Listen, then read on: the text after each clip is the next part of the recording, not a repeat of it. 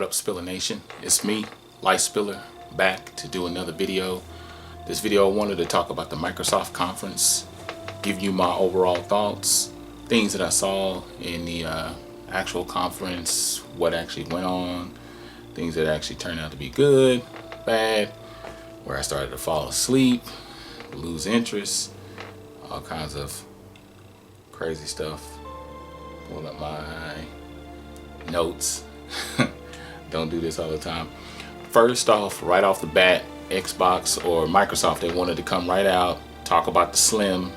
There will be it'll be called the Xbox One S. Xbox One S, yeah. And it's actually going to start out at $300, which automatically gives it a nice little price drop. It's still going to be running at the HDR, full game rendering and stuff like that. Still have the backwards compatibility. Microsoft vaguely touched on all the little attributes about it. They just kind of gave you that little montage and told you about, briefly went over some of the features that would come along with it, so you would kind of get a general idea about it. The next thing they showed, of course, they went on in and started doing like some of their first party stuff. One of the first party games they went into was Gears of War 4.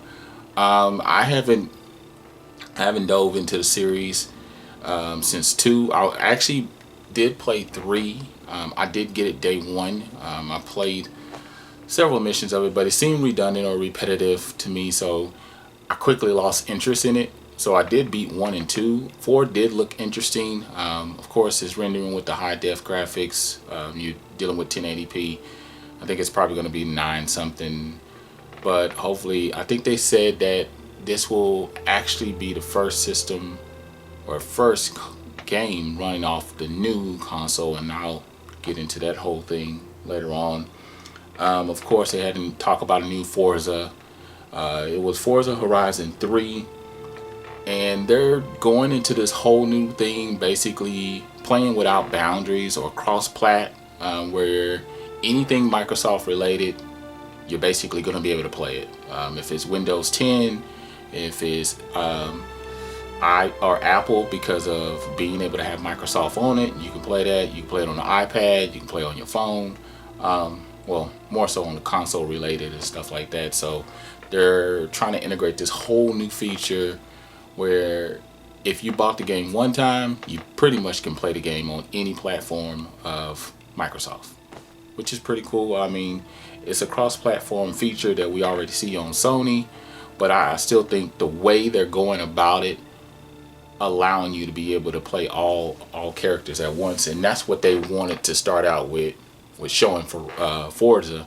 They basically had characters, or they had game players on each device, one on the iPad, one on Xbox One, one on the Xbox One S, and I think they had somebody else on a different one, on the Windows 10. And each of them started out in different areas, totally different locations, but they were able to seamlessly transition right into the same location, just being dropped off, and they just wanted to show you how this feature basically works, and they succeeded in doing that. They went back into showing ReCore, which they did show last year at E3. They gave you a little bit more in-depth gameplay. It looks pretty good. It's a new IP, so everything's always in that mysterious place when you start out with a new IP, so you never know what to expect. The next game that they showed was the Final Fantasy 15. They did a little bit of a demo. This time they went more in depth and showing like this big giant, almost like a Titan or some. Pretty much they wanted to show you the large scale of the game and kind of give you an idea of what it's going to look like. Finally got a release date of September 30th, so look forward to that. And that's September 30th this year, not next year. Nothing to be confused about. Then of course they quickly dived into the third party shit and started talking about The Division, I think some extra DLC or something like that. I quickly lost interest with that because it said Division. They did talk about Battle 1. They showed some in-depth gameplay, showed a release date of October 1st. So they gave us that, or October. Actually, the reason why they wanted to show Battlefield 1, and I was what I've always noticed over the last 5-6 years of watching E3 and all these conferences is that anytime a third-party game is being shown at a particular conference like Microsoft or Sony, it's for a specific reason. Usually they have extra packs or they're trying to do something. In this case, it looks as though they're going to release the game on Xbox 1 week before they will on Sony, so it kind of gives them the head run. But you know, to each his own. If you're in the first person shooters, more power to you. The next thing that they showed was a game. They wanted to talk about the integration feature. They went and did that. Inside. Now, Inside is an indie title. They started diving into their indie titles and stuff like that. Inside is an indie title that's from the same developers at Limbo. I saw this 2 years ago, and I thought this was really interesting. It actually comes out June 29th. So, and it's going to be, of course, I think it's going to be exclusive to Xbox. So, it's already coming out in the next few weeks. It looks pretty interesting. I have a lot of interest and I have a lot of respect for the developers of Limbo. And I think the developers is called Playground or something like that. I can't remember right off the top of my head. The cursive name is playing around in my head and I'm trying to remember. But it looked pretty interesting. They did a little bit more in depth than they did 2 years ago. They just had you seeing a side scroll of the kid walking across and you were thinking, I thought this was Limbo Part 2 initially, so that's what, and so it just makes sense that it actually came from the same creator. So yeah. The next thing that he showed, they did like this whole indie montage, and they showed all these titles that are coming up for Microsoft, which pretty much was just like hitting fast forward on, hitting the fast forward button and just skimming through as much stuff as you could at one time. So it really didn't pique my interest at all. I lost interest at that point. I was like, okay, whatever. I'm just gonna wait on the next thing that they're gonna show. The next thing they did show, there's this game called We Happy Few. It starts out where it looks as though like this guy is looking at a newspaper article in a time machine and he's about to take a pill, and so I didn't know if he was going to go back in time or forward in time. And he was reading this article and he was so fixated on it, so I didn't know if he was going to go back and change everything like for that time being or whatever. I don't know where he was going with it, what he was trying to do with it, so it just blew my mind out. But the game, as you go into it, it actually had kind of a Bioshock-ish, not Battlefield, but Bioshock feel with a little bit of some. Dang, I can't even think of. I'm gonna think of the game when it doesn't matter and it's so retarded. The one where the guy is doing like this, that is popping in my head right now. Man, this is crazy. But anyway, yeah. So it has that sort of feel to it. So the guy basically is asked to leave a room. He goes into this room. He goes across, and they do this whole thing of taking you across, letting him walk from room to room down this hall. And as he's walking down the hall, you're seeing all these different things. Excuse me. You're seeing all these different elements. Like you see one kid, he's in this room with this adult, and they all have like these white masks painted on their face, kind of like a mime or something. And you see the person inject them quickly into the neck, and the kid waves at you and says hi. He's all happy and everything, and it was so weird and out the norm. So the guy, he walks up to the window and he closes the blinds real quick, and then you see the guy or your character continuing to walk down another room, and you go into this room where this girl told you to come to, and she's holding a stick, and she tells you want to hit the piano. God, yeah. Anyway, she wanted him to hit the piano. Wow, and somewhere else. Anyway, she wanted him to hit it so he could break it and get the candy out. And once he started bashing it, it turned into, I think, like a rat or a possum, and there was blood splattering everywhere, and the people were eating it and stuff like that. It was a weird, like I said, it kind of had a weird Bioshock. It's Borderlands, so it's kind of got a little bit of a Borderlands Bioshockish feel to it. But like I said, it's a pretty interesting title. As you can see, I'm going on and on about it, so it actually piqued my interest. And the name of that game again is We Happy Few. Weird title. Then they transitioned right into showing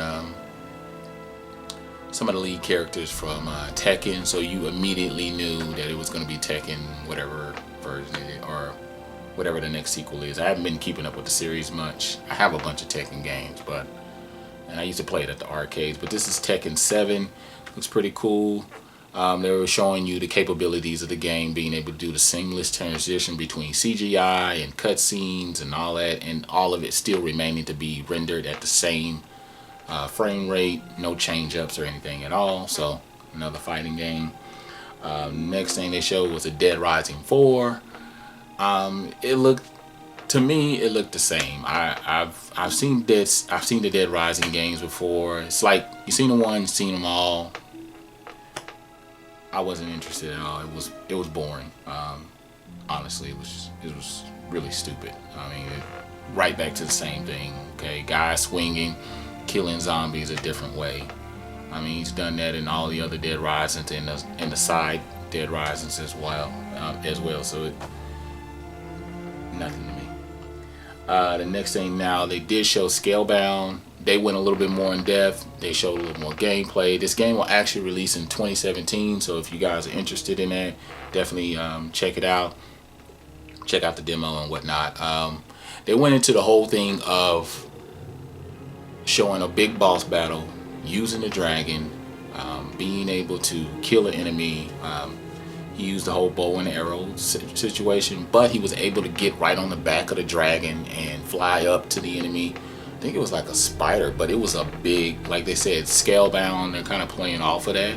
So the scale of the enemies or the bosses are going to be the magnitude of them or whatever. They're going to be pretty much, they're going to cover an entire screen and keep things rendered at the same rate. It looked really good. Very colorful, very vivid, very lively. A lot of action, Final Fantasy type feel to it, but it's really good. Sea of Thieves, they wanted to show some of the first people that ever got a chance to play it and see them create their own, their own environment, their own world. Kind of like a pirate type game, but it was very cartoonish. I don't have a problem with cartoon games, but this one it did nothing for me. It was boring. It looked stupid. I don't know. I'm picky about certain things, but that one was not interesting. State Decay Part 2. I didn't even know there was a state. What is it? State Decay. I think it's State of Decay or State Decay. Another zombie type game. At first, I thought it was Left 4 Dead.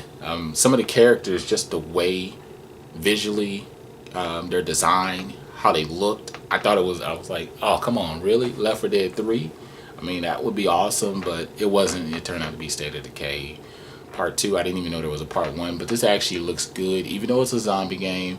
I don't know, it's just the way they did the game that kept you interested.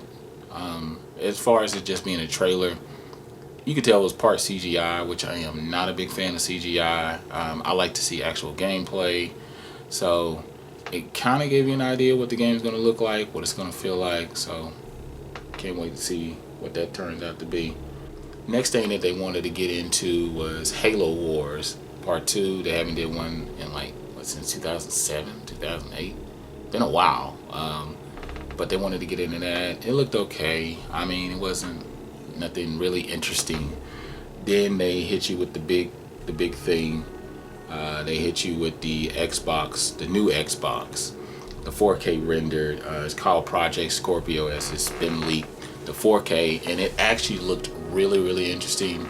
I think it's gonna have like 6 terabytes or something like that, running 300 gigabytes processing per second or something. It's going to be a very powerful system, needless to say. They didn't give a price. They did say it's going to release next year, so look for that in 2017. Probably thinking Sony's going to do the same thing, unless they're going to do it at the end of the year, holiday type thing. But overall, that was the conference. What were my thoughts?